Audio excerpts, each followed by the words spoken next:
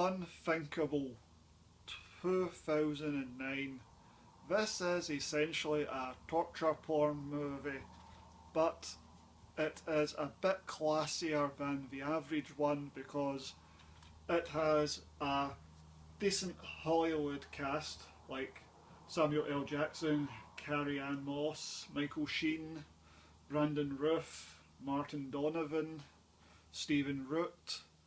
They all appear in the movie, and it is directed by someone who has a few decent credits to his name, Gregor Jordan, who made Buffalo Soldiers and The Informers, among a few other movies.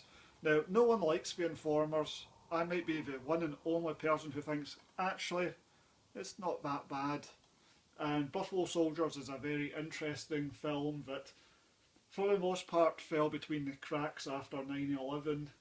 I believe it was made before 9/11, then that happened, and it's a satirical attack on the American military industrial complex. Became a bit unpopular in certain areas, so this fell between the cracks, but it's actually a really interesting movie and even better book. And if you have any interest in adaptations, between the differences between the movie version and the book version, Buffalo Soldiers is fascinating because there are many, many changes.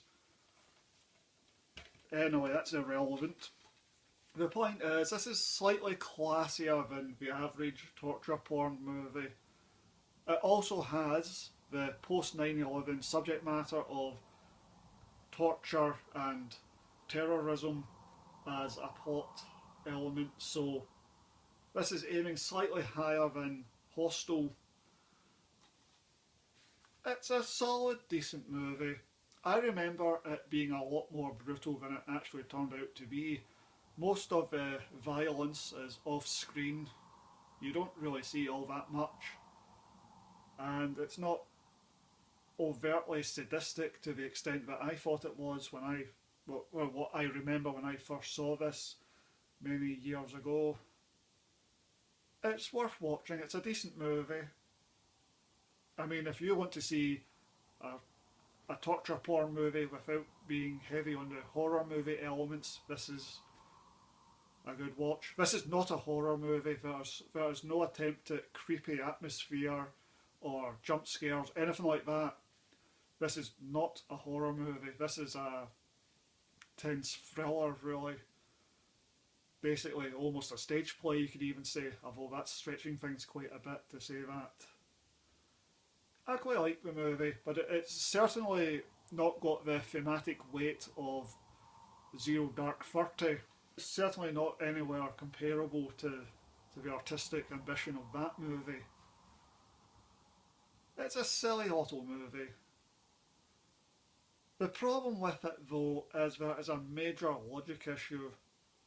Now, it doesn't render the movie pointless or redundant, but if you do stop and think about a piece of character behaviour, you do go, well, that actually makes no real sense.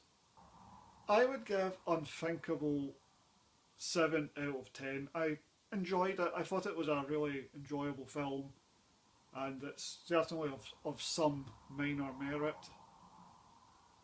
Okay, now spoilers. What is that big logic issue? Michael Sheen plays the terrorist who is being tortured, and in the film he essentially gives himself up in order to be interrogated. He allows himself to be arrested, and he knows he is going to be tortured for information. And the thing is, why does he do it? Why does he give himself up? And it is not really explained. My best thinking is, and this is articulated in some dialogue, not necessarily by Michael Sheen, but more like Samuel L. Jackson does the talking here, and he says, well, anyway, basically my understanding is that the reason why Michael Sheen gave himself up was so that he could show to the so-called good guys that you are a bunch of violent, vicious hypocrites, and that you do not occupy the moral high ground.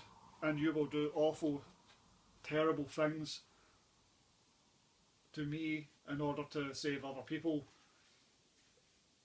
Now, okay, but the problem with that is he is going to show this to an audience of about 20 people, because this is a secret interrogation. This is not going to be broadcast to the world or anything like that. So he is at great personal sacrifice going through multiple days of extreme torture in order to basically make 20 people feel like crap. Oh, you're right, we are a bunch of hypocrite scumbags. We are not necessarily such good guys. I mean, that's not worth it if you don't have a massive audience who are going to get to see the hypocrisy. Then what was the point? You have sacrificed massively for very, very, very little. So that to me makes no sense. Why does he give himself up? You would get around this massive logic issue by simply having him be arrested against his will, that he gets captured not on purpose, but because he slipped up, he made a mistake. He went out in public when he shouldn't have, and so anyway, he could have made his own life a hell of a lot easier if he just stayed hidden and phoned in his demands. So it's a logic issue. It does get to the very root of the movie as to why is this all happening.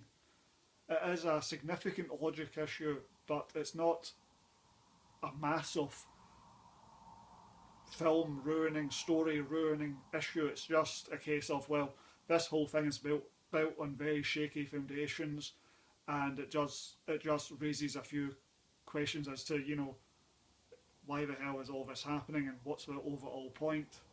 It's unfortunate, it is unfortunate, but it's not the end of the world. Doesn't stop the movie from being an entertaining, nasty little thriller.